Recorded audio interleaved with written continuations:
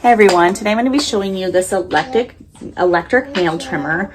These are great for little ones, especially like babies and infants, if you don't want to use nail clippers on them.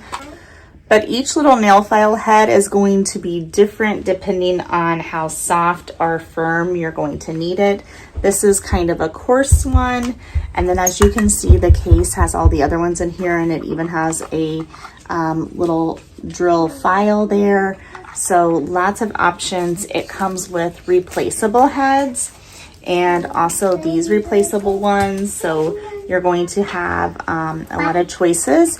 You can actually move it right and left, depending on which way you want it to go, at 2 different speeds. So right has 1 speed and 2 speeds, and then the middle is going to stop it, and then you can also move it to the left.